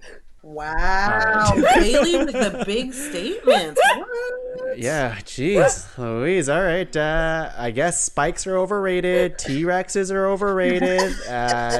Venom is overrated. My goodness. Listen, I don't like violence. I like gentleness and sweetness and not sharp things. Shouldn't we get, and I mentioned this before, but shouldn't we get at least one somewhat aggressive dinosaur on this list? I actually feel like I'm starting to come around to spikes now, simply because I am, like, often, at least on the podcast that the three of us host, I am kind of the resident not genderqueer, and I feel like now I have to be like, yeah, fight! Like, that's my role in this group, is to be like, aggression! Yes, Tafford. Horns, excellent. spikes! Fight your friends. Yes. Not everything has to be tender. This is not the tender cast. Then let's go with the Pachycephalosaurus. Like, I think that's okay. I think Ducky has had its moment. There's no famous representation of the Pachycephalosaurus, so maybe that's one way. Maybe we want to give it a time to shine. And we are all about representation. Apparently. That is true. Which is why the T-Rex is back on the list. And, no, just kidding. Okay, there's that boo. Thank you. I'll just cry a little bit. We have a very clear anti-T-Rex agenda here. So let's just accept it. Anything that's the least bit violent towards bigger things. I can tell this room does not like this. So what we have is Triceratops, Stegosaurus, Brachiosaurus, Ankylosaurus, Pachycephalosaurus, and Oculodentavis. That is 6. We have to cut one more off the list. Do we want to look at the big 3 popular ones, Triceratops, Stegosaurus, and Brachiosaurus? Because, I mean, these 3 obviously have had quite good marketing. I kind of like the idea of keeping the Stegosaurus because those spikes, and I think I still want to try to figure out how they reproduce. They take off one of their bones off their plate, and then they bone someone else. I don't know. Also, maybe they back up tail to tail. Like maybe they end up bingo stamp to bingo stamp, and like something happens. We don't know. We weren't there. Caddy, I have a thought about this. I think dinosaurs had cloaca. Ooh, perhaps. Yeah. I don't think it's a penis and vagina situation. I think it's a bumpin' cloacas like birds situation. Unless they're more closely related to ducks, who do have horrifying penises. Yeah, they truly do. The little coily ones. Yeah. Well, we've seen some dinosaurs also have freakishly long tongues too. So maybe they do a lot of tongue stuff. I'm doing a cursed Google search. I mean, there's all kinds of behavior that is sex. It doesn't just have to be reproductive. No, I know. I think it's just, it's more fun to think about it. It's all foreplay with dinosaurs. Cloaca, not so exciting. Maybe not to you. You talked to any birds lately? Nope. Oh, boy. Now, I personally actually think that Ankylosaurus and Stegosaurus are quite similar. Me too. And we I need agree. to cut one of them. Personally, now if we're talking about Triceratops, Stegosaurus, Brachiosaurus, Ankylosaurus, I would lose Brachiosaurus because clearly I just like low to the ground tough dinosaurs. But Bailey is the godparent of my child. And I really, really can't afford to alienate them any further than I already have tonight. Wow, Bailey really holding that over Teffer's head, eh? Listen, Teffer's the one who said it. But I will admit that I will fight tooth and nail like, for the agree with me this time Brachiosaurus or because else. it's a very good Scary. I think that would be akin to saying that a basket of kittens is a threat. Bailey is by far the sweetest human being I've ever met. Until you cross them about dinosaurs. That's fair. Listen, I like debating because I get to not be sweet and it doesn't matter. A thing that Teffer definitely knows about me, and I think Caddy does as well, is I am very sweet and retiring in general, but I like debating about inconsequential things because I can be a jerk and it doesn't matter. Bailey, this is what this show's all about. You're a perfect fit. Exactly. Okay, everyone. So we have Triceratops, Stegosaurus, Brachiosaurus, Ankylosaurus, Pachycephalosaurus, Oculodentavis. I think we're talking about, narrowing it down between Stegosaurus and Ankylosaurus. Was that kind of where we were landing? Mm-hmm. I think Yes, so. it was. Yeah. Okay. To make it interesting, I do lean towards Ankylosaurus actually over Stegosaurus. It's a little off-brand, which I like. It also has a very fun name. Yeah. I'm with you. Ankylosaurus is one of my longest standing favorite dinosaurs. I have loved Ankylosaurus since I was a small child and first saw it and was like, what is that weird looking, very safe dinosaur? I would like to be it. So if Ankylosaurus gets cut from the top 5, I will burn everything to the ground. Oh, this is exactly what I want. Some violence on this podcast. Finally. No, and you know what? It's interesting to me, Teffer, because at the very beginning of this episode, you're like, I don't know anything about dinosaurs, but here you are having a secret favorite dinosaur, a secret agenda. Well, yeah, okay. I will admit, I was very nervous coming into this podcast, and it has been a long time since I've been nervous on a podcast, honestly, because I do podcast recordings every week. But I was really nervous because I feel very insecure in my knowledge of dinosaurs because I didn't do the huge dinosaur nerd thing, and I didn't watch TV, and I didn't watch Jurassic Park or Land Before Time, but I did read outdated encyclopedias, which is part of why I'm insecure about my dinosaur knowledge. But Ankylosaurus looks like a turtle covered in spikes and has a big ass club, and I am the youngest of 6 children, and nobody is gonna fuck with an Ankylosaurus. Yes, that's for sure. And it just has like cool, it just looks so durable, I guess. Like it's just a friggin' immovable object. It's a sturdy little bruiser. Mm-hmm. I bet the Ankylosaurus exactly. lasted the longest after the meteor. It's a protect dinosaur, which I love. It's a Quebec dinosaur? A protect dinosaur. It does a protect. There we go. It does a protect, but it doesn't attack. True. And most important, it's also a Quebec dinosaur as well. I don't know how. I guess it just does a lot of stereotypical French stuff. I mean, there were dinosaurs in Quebec. I just don't know which dinosaurs were in Quebec. Let me... I can look this up. Let me... Okay. I mean, we can continue talking. I'll report back. Okay, sounds good. But it does sound like... I mean, like, what's the rebuttal? I mean... Caddy, you were talking about defending the Stegosaurus. No, I like the Stegosaurus just for the sex factor, but if you're gonna pit it against the Ankylosaurus, I'm 100% going to go with the Ankylosaurus.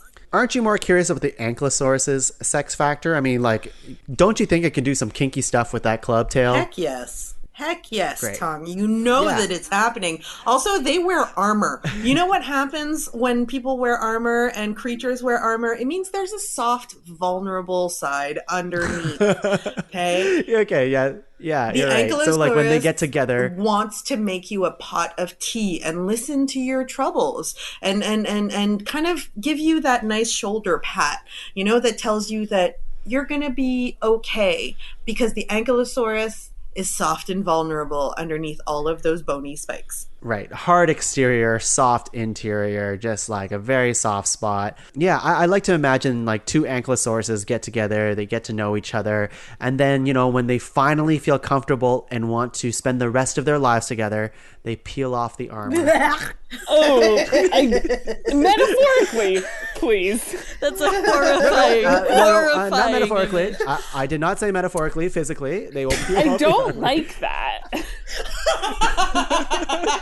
What, Bailey, don't you peel off your skin when you're ready to have sex? Don't you just take off your fingernails and put them aside? I don't like If it. you haven't, you don't know what love is. Now, I have learned that Ankylosaurus did live in Alberta. Ooh. I can't find conclusive proof that it lived in Quebec, but also I think that when there were dinosaurs, Quebec was mostly a sea. That's Interesting. scary. So, because that was like the Sea of Champlain or whatever that shouldn't be named Champlain, because like, what the fuck was he doing then? Oh, wow. I feel like I'm learning a lot about dinosaurs today. I hope everyone at home is as well. Okay, so we have our top 5, I believe. We have Triceratops, we have Brachiosaurus, we have Ankylosaurus, and Pachycephalosaurus, and Oculodentavis. That is 5. Now it is our job to whittle that down into a ranked list of 5. Finally, the ranking begins. What is our number 5, you think? We'll go from 5 to 1. My vote's for Brachiosaurus. Wow, bold. Bold. I was going to say, and don't hate me for this, Oculodentavis? I hate you for that. I was gonna put Ankylosaurus in last place. Boo! Oh. Now I hate you for that. We all hate each other. Now we're finally getting somewhere. Or Triceratops. Actually, I would argue for Triceratops. Nobody has said a single positive thing about Triceratops. Because we're waiting, because Triceratops is so awesome. Triceratops looks like Elizabeth I. How dare you? I mean, it's great. They're all good, but someone's got to be at the bottom. No, I think everybody okay. can be number 1. I don't think that's how this show unfortunately- works, Teffer. What kind of a Yeah. Libra are you, Bailey? Listen, I take off my Libra hat when I put on my debating hat. I'm going to actually agree with Triceratops in number 5. Oh, no. Yeah. That's crazy. How about... But I feel... Here's my point for Oculodentavis. Now, I do agree that I love it for being on this list, but it's too new, no? Like, it doesn't have... Like, we don't know enough about it, except for we're inventing facts for it, I guess, as our imaginations are going wild for it. So, like, maybe the stuff that we actually like about it are stuff that we're just picturing our heads about. Like, there's just not enough information on this dinosaur to actually truly give it a higher score.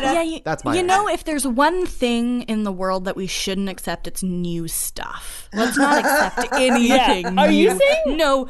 No new residents, no new knowledge, only millions of years old with things. the facts that we have in front of us. How do we, like, what are we actually basing, like, why do we like this tiny bird, which I understand is the big point, tiny murder bird, over something that we know much more about, because there's just so much more discovery on these other animals. Are you saying that you hate progress, Tongue? Is that what you're saying? Yes, I hate progress. It's just why I love the Republican Democrats specifically. Okay, so somebody please tell me what is so cool about the Brachiosaurus, except that it can breathe through the top of its head, which, you know what else can do that? Whales. And whales are great. And so is the Brachiosaurus. And it's so tall. And it's a gentle giant. And it looks really cute, okay? And its tail can break the sound barrier. Also that. And it's Littlefoot, but it's not actually Littlefoot. Correct. So that's... Yeah. I don't know what's so great about being tall anyway. Listeners, it must be... The background is that I am very tall. So truly Teffer is attacking everything that I am.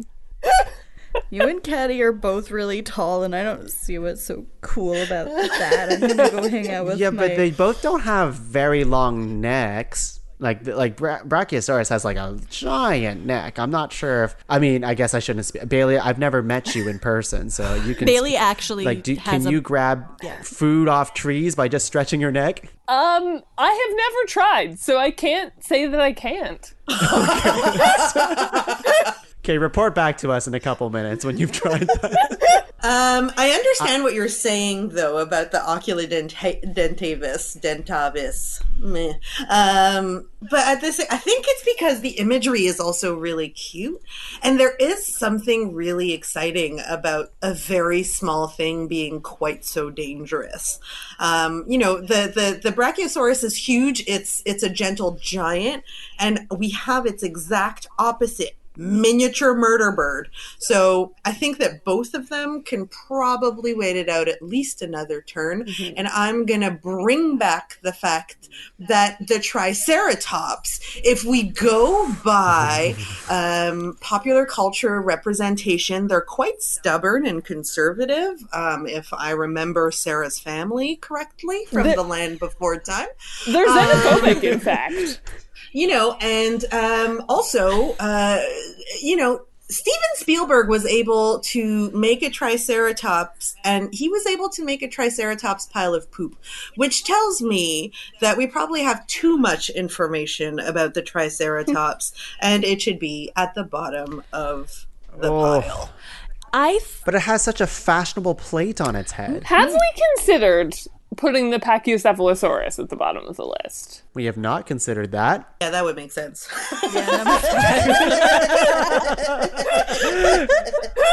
I'm okay with that. Well, great arguing with you guys. Oh boy, poor Pachycephalosaurus. Poor Pachycephalosaurus is just like, oh, I'm gonna win. No, you're number 5.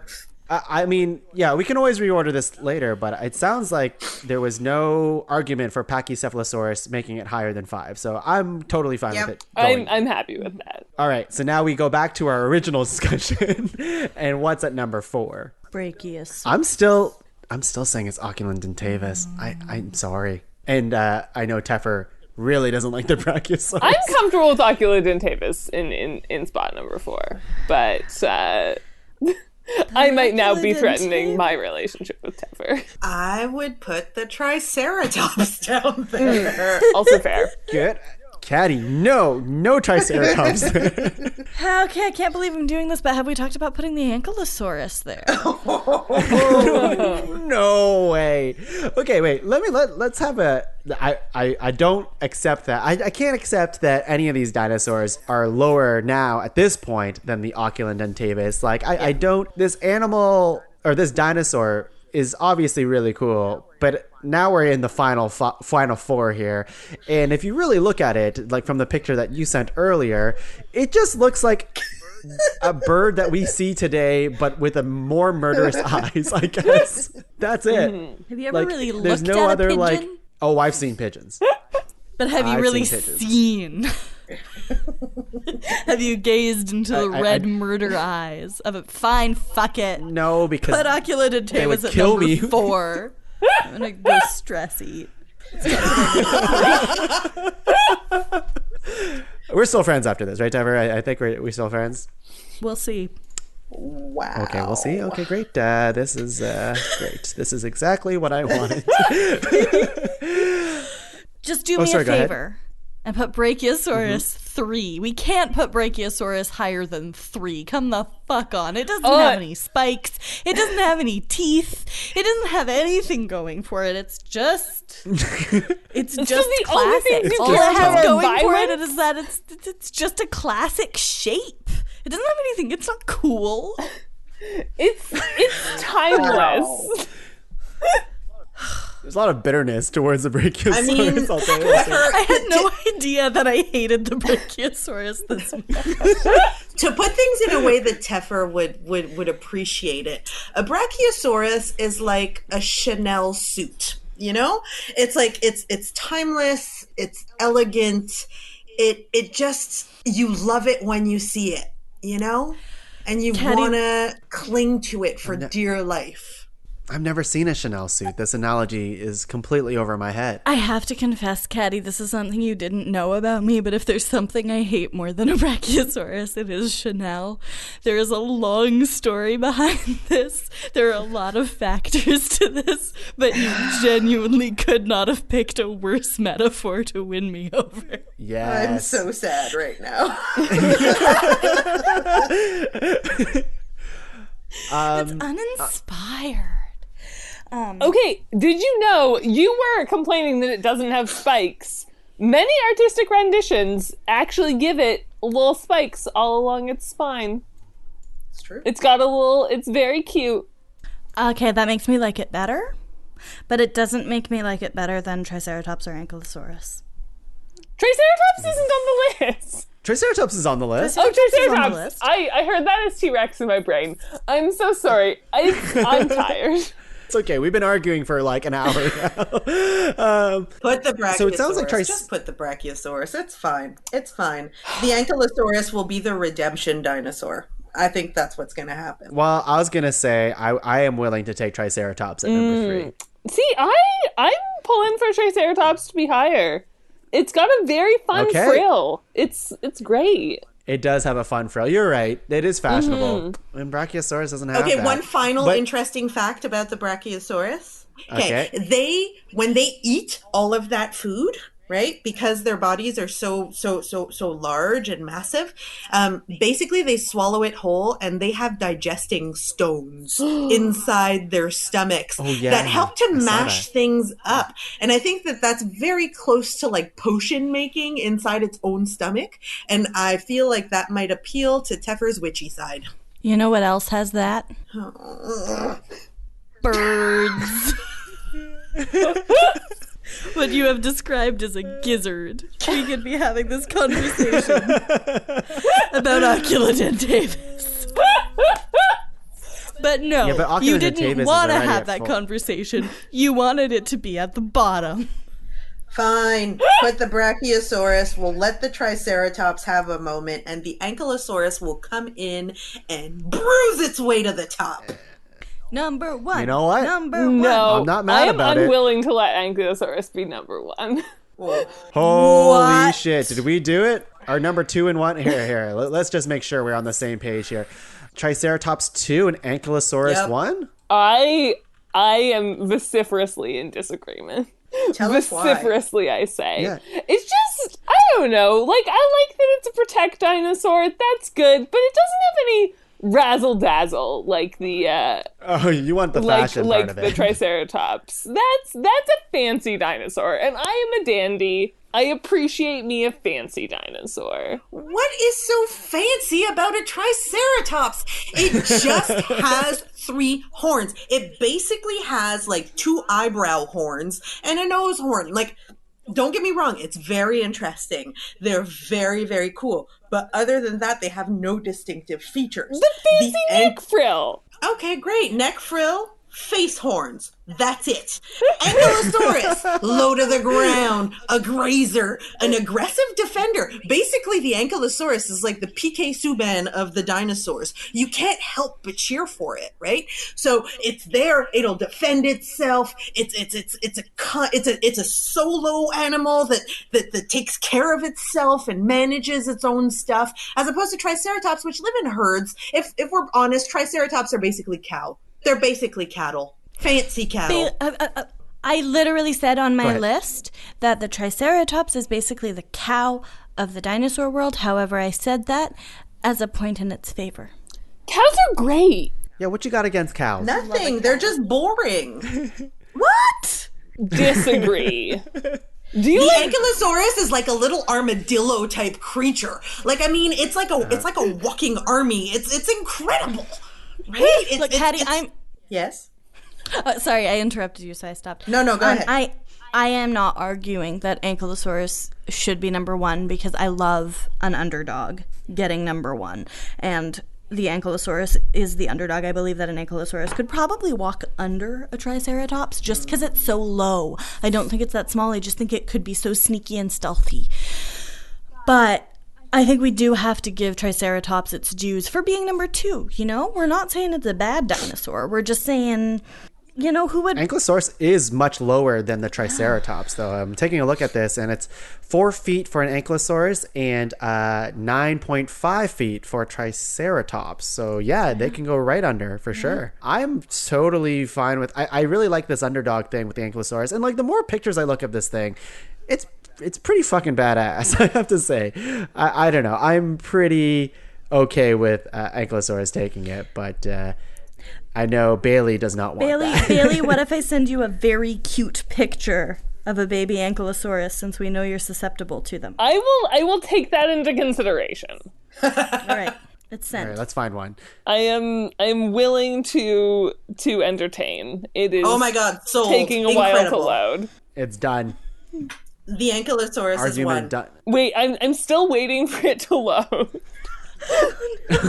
I'm ready to be just amazed by how cute this thing is, though. The dramatic factor is losing by the second this goes on. Oh, you know what? I found another one, so we'll just keep it going.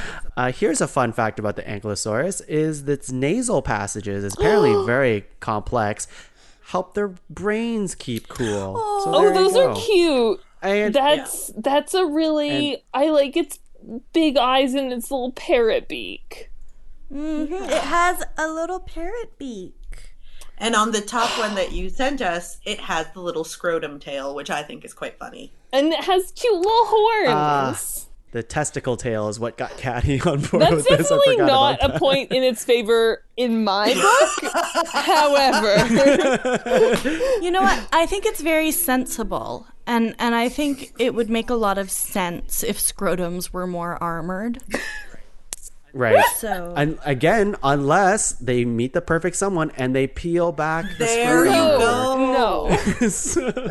All right. Well, agree to disagree, if you I'm will. really curious what kind of sex requires the skinning of the scrotum. I haven't come across that particular kink. Well, now you're going to go down a bad YouTube hole, I guess. Oh, I am not.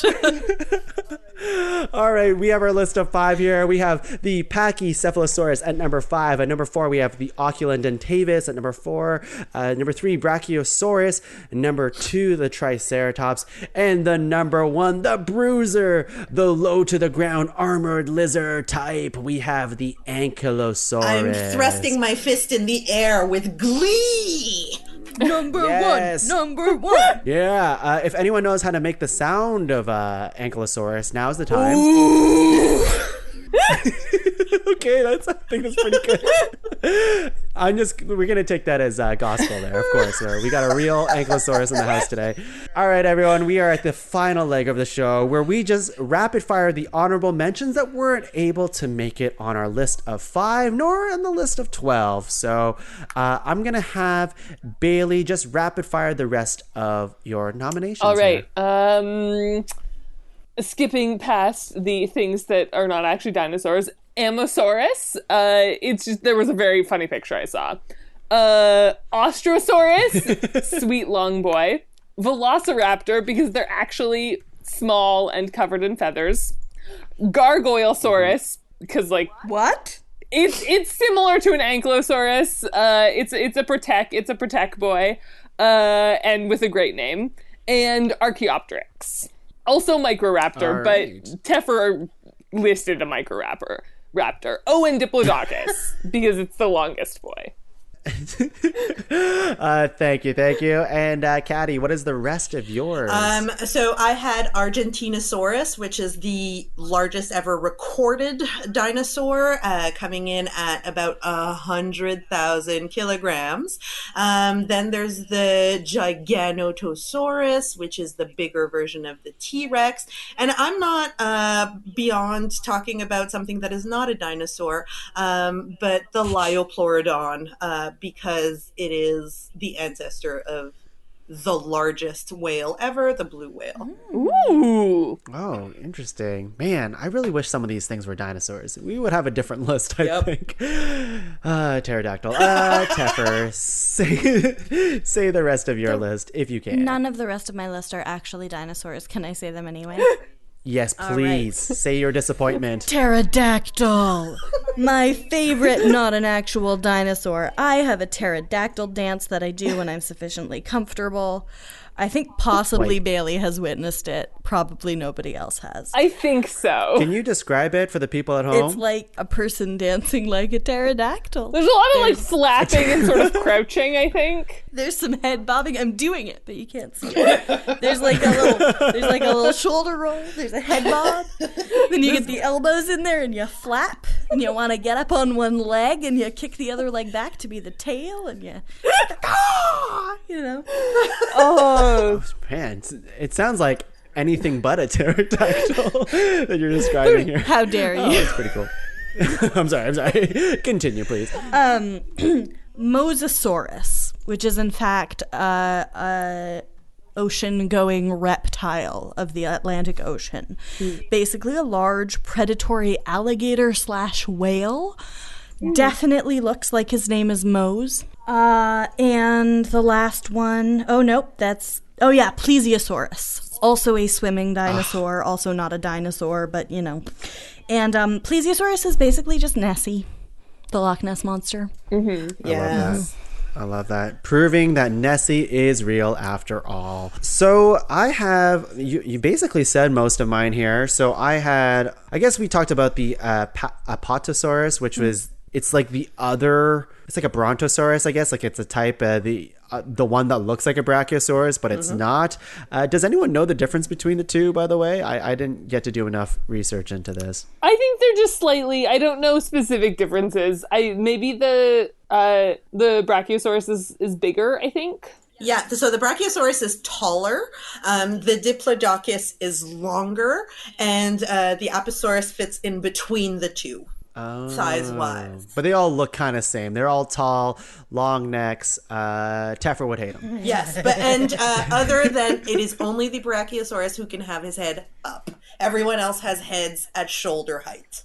Oh, that's an interesting Which really fact. means that I think Littlefoot was a Brachiosaurus because his parents and grandparents definitely had their heads up. Yeah. Right? Yeah. Proud of their lineage. I had the Gigantoraptor, which also looks like very freaky. Let me send a picture real quick so you just have a freaky look at this thing. There's the Gigantoraptor. It's just a big dude. Yep. Big looking bird-like dude. Looks like another type of bird. Freaky. Fuck. No, thank you. That is a weird, it looks like a ostrich that you cut the face off of. That's a very good apt description. I would throw Ankylosaurus out the window and put Gigantoraptor in its place. This is love. I'm smitten. Should we redo the I list? am smitten. It also has the weird long fingers, which I also don't like. Love. Well, speaking of fingers, is coming to my very last honorable mention here. Besides the Majungasaurus, which is a giant T-Rex looking thing. But this one is the Dinocaris. And at first, they only discovered its hands for for a very long time. And then they discovered the rest of this thing. And it's just known for its giant, big, weird hands. That's like an Alpacasaurus almost with this little feathery action. I don't like beer with him. I haven't actually seen the picture of this yet because my internet is very slow, but I'm not into the giant hands dinosaurs, I don't think. Maybe this one will change my mind. What? This dinosaur looks like it works out. This dinosaur is swole as fuck. Look at the quads. 100%. Look at the quads on this. Look at the arms. You want this dinosaur in your corner. Fuck. That is strange. Why you hold out on us like this, Tongue? Shit. I know. You know what? I wish I didn't say T-Rex now. Fuck that guy. It has We should've people said arms. Like those shoulders. So that's a plus for you. Right? Yeah. You know what? I'm falling in love with this thing. I should have definitely said this thing Is this instead. dinosaur hot? Like, I think that's up to you to decide, Teffer. Yeah, Teffer, which celebrity does it look closely like? Nicolas Cage. Oh, the hottest. No, it's not hot. Timothée Chalamet vibes, like because of the thin, angular face. Yep, You just see Timothée Chalamet everywhere. I do. Yeah, I'm not sure. Timothée Chalamet looks kind of sad and depressed all the time. Very serious. This guy, I mean, his hands are definitely bigger than Timothée Chalamet's. I could see like Woody Harrelson too. Oh, yes. All right, okay, I see it. Anyways, if we had a category for the hottest dinosaur, then it goes to the Dino Karis here. But hey, we are at the very end of the show. We did some ranking of some dinosaurs. Everyone learned so much about them. We'll have it all on the website. But we couldn't have done it without this beautiful crew over here. So thank you, Bailey. Thank you, Caddy. And thank you, Teffer, for being on the show. Thanks for having us, Tongue. This was delightful. Thank you Yeah. for letting me yell about dinosaurs. Yeah, I'm so happy that all of you were able to, climb out of your just being polite first-time guest shell, like the Ankylosaurus, and peel that armor back and just start booing me. Truly. Thank you for helping me realize how many feelings I truly have about dinosaurs. Yeah, you're gonna talk about how much you hate the Brachiosaurus for the rest of your life now. Does anybody have anything to plug? We, the three of us, make a podcast together. What? I did not know this. I did. Yeah, do you want to plug the shit out of your podcast? Let's hear it, or anything else. So we host the Yeah Podcast, which is a young adult lit review podcast. We revisit old classics, review new releases, and talk about what exactly young adult lit can teach us at any age. We have a focus on diverse voices.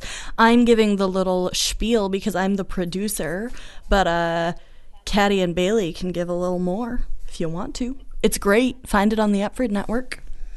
We have a good time. We talk about books and end up talking about politics quite a bit. And it's a nice opportunity to hear us sometimes debate about other futile things. Mm-hmm. Yeah.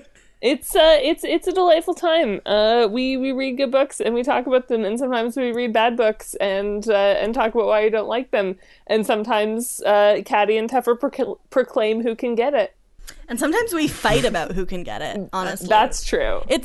It gets a little horny at times. Oh, interested? No,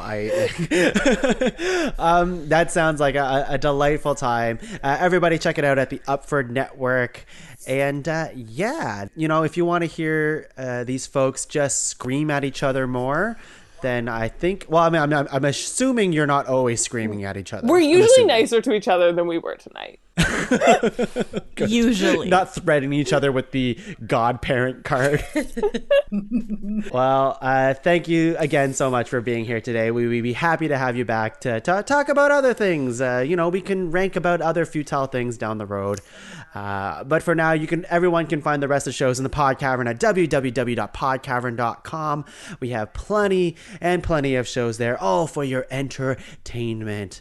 And with that, we'll see you on another episode of Ranked. But before we go, I hear we have a real life Ankylosaurus in the house that they're going to give us their best impression of right now. Okay, thank you, Ankylosaurus. Bye, everyone. Bye.